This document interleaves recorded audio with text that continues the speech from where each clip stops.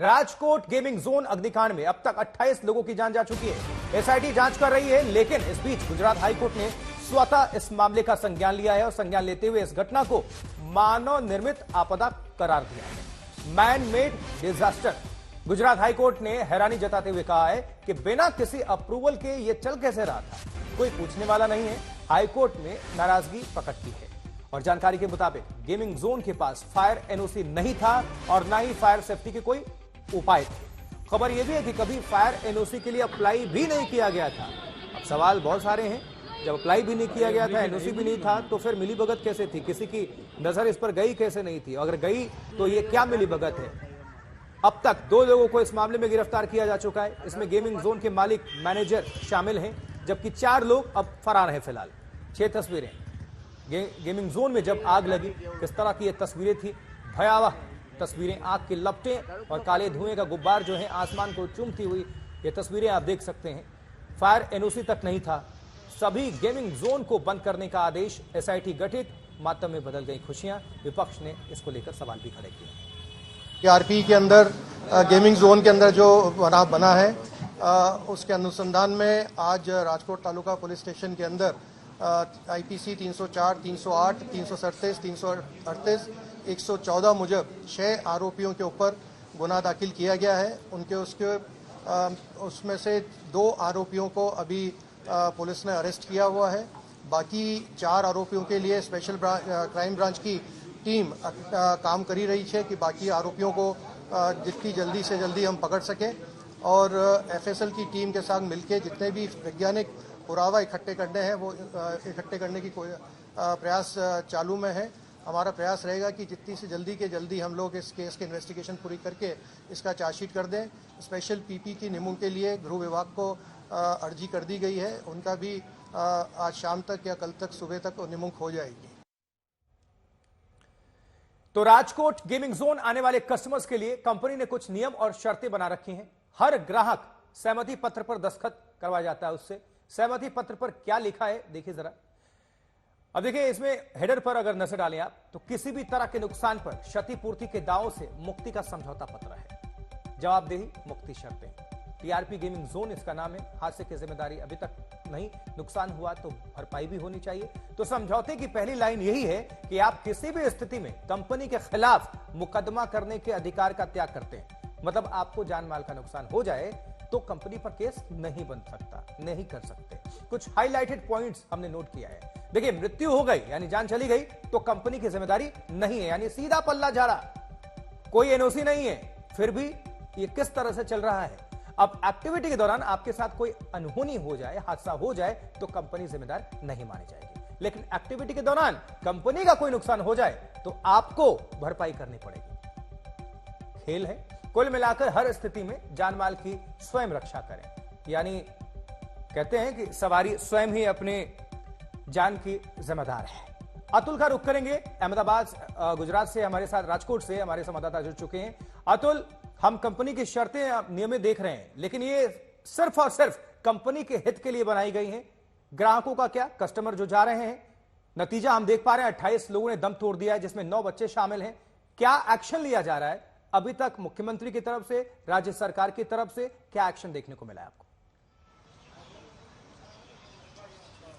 देखिए, राज्य सरकार की तरफ से एसआईटी का गठन हो चुका है। 72 घंटे का समय दिया गया है प्राथमिक रिपोर्ट सबमिट करने के लिए। एसआईटी की टीम ने अपना कामकाज शुरू भी कर दिया है, लेकिन जिस प्रकार से ये घटना घटी है उसके बाद 6 लोगों के खिलाफ एफआईआर दर्ज की गई है। 28 लोगों की इस पूरे अग्निकांड के अंदर मौत हो चुकी है। तमाम जो 28 लोग हैं उनको पहचान पाना मुश्किल हो रहा है। उसके लिए उनके डीएनए सैंपल जो हैं वो कलेक्ट करके गांधीनगर भेजे गए हैं।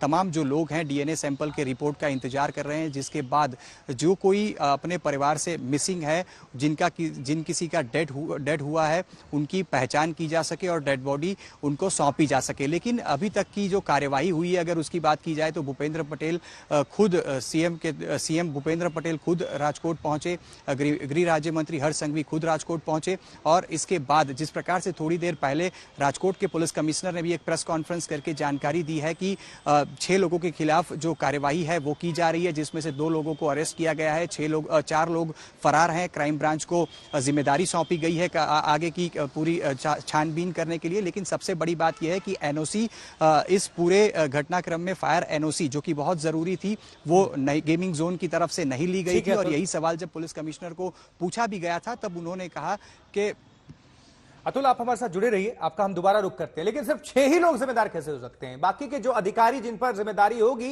कि आप पता लगाइए, जिसको एनओसी देना होगा, ये सब कुछ उनके देखरेख में होगा, फिर वो कैसे पल्ला मोड़ सकते हैं? सवाल ये है कि आखिर ऐसा कैसे हो गया कि आग लगते ही पूरा गेमिंग जोन लपटों में घिर गया, किसी को भागने तक का मौका नहीं मिला? क्या इंतजाम थे? तो देखिए जरा, अब कुछ अपडेट आपको हम कर दे इस पर। जहां पर था वहीं से आपको बेबस देखते रहे लोग, क्योंकि उनको भागने तक का मौका नहीं मिला। गेमिंग जोन में रिनोवेशन का कार्य चल रहा था, यह जानकारी मिल रही है। वेल्डिंग मशीन्स की चिंगारी से आग लगने की आशंका है। गेमिंग जोन की फर्श रबड़ और रेक्सिन की थी, जो कि आग के प्रति बहुत ही संवेदनशील होती है। थर्माकोल की छत थी, डीजल के ड्रम रखे गए थे, मतलब हर एक इंतजाम किए गए थे जिससे आपकी जान चली जाए। डीजल भरा भी था और जब आग लगी तो किसी को भागने तक का मौका नहीं मिला।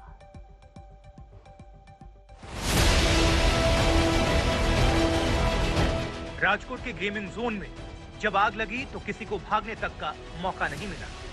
सब कुछ इतनी तेजी से हुआ, जब तक लोग कुछ समझ पाते तब तक पूरा गेमिंग जोन आग का गोला बन चुका था। आग लगने की सही वजह क्या थी, ये एसआईटी रिपोर्ट के बाद स्पष्ट होगा।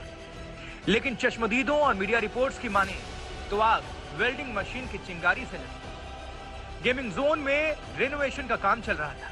लकड़ी के टुकड़े इधर उधर फैले हुए थे। वेल्डिंग के मशीन से चिंगारी निकली, फर्श पर गिरी और आग फैल गई। देखिए सर, अब स्टाफ के तो 35 या 40 लोग हो गए और ज़्यादातर स्टाफ लोगों को तो पता ही होगा कहाँ से निकलना होता है। यहाँ से लास्ट में 2 एग्जिट है, एक यहाँ से और एक पीछे से, और एंट्री एग्जिट यहीं से ज़्यादातर लोग करते हैं। और स्टाफ के लोग तो ज़्यादातर सब बाहर ही आ गए थे और 70-80 से ज़्यादा तो लोग हो गए। और ज़्यादातर तो जो जहाँ आग लगी थी दूसरे माले पे, वहाँ बच्चे ही ज़्यादा। आग इतनी तेजी से फैली कि किसी को भागने तक का मौका नहीं मिला। जो जहां था वहीं फंस गया। चश्मदीदों की माने तो आग लगने के 1 मिनट के अंदर विकराल रूप धारण कर चुकी थी। शाम 4:30 बजे के आसपास फायर ब्रिगेड को सूचना दी गई, लेकिन जब तक दमकल विभाग की गाड़ियां पहुंचती तब तक पूरा गेमिंग जोन लपटों के आगोश में घिर चुका था। नहीं, कोई मिसिंग का कोई अभी तक हमको मैसेज नहीं है। हम फायर फाइटिंग की कामगिरी कर रहे हैं और अभी पूरा टेम्पर स्ट्रक्चर कोलैप्स होने के कारण उसमें आग बुझाने में थोड़ी तकलीफ हो रही है और विंड वेलोसिटी ज्यादा होने की वजह से आग में थोड़ा तकलीफ पड़ रही है। इतनी तेजी से आग फैली कैसे? आखिर गेमिंग जोन में ऐसा क्या था कि कुछ सेकंड्स में पूरा कंपाउंड राख हो गया? गेमिंग जोन की फर्श रबड़ और रेक्सिन से बनी थी, छत थर्मोकोल से बनी थी, कुछ जगहों पर फाइबर का इस्तेमाल हुआ था। डीजल से भरे ड्रम भी रखे थे। गेमिंग एक्टिविटी के लिए टायर रखे थे। मई के महीने में जब दिन का तापमान 40 डिग्री के पार हो तो एक छोटी सी चिंगारी भी खतरनाक हो सकती है। राजकोट के टीआरपी गेमिंग जोन को बनाने में ऐसी वस्तुओं का इस्तेमाल किया गया था जो आग के प्रति बेहद ही संवेदनशील थी। फायर सेफ्टी के उपाय तो थे ही नहीं। शायद इसलिए जब आग लगी तो सब कुछ जलकर राख हो गया। अतुल तिवारी, राजकोट, आज तक।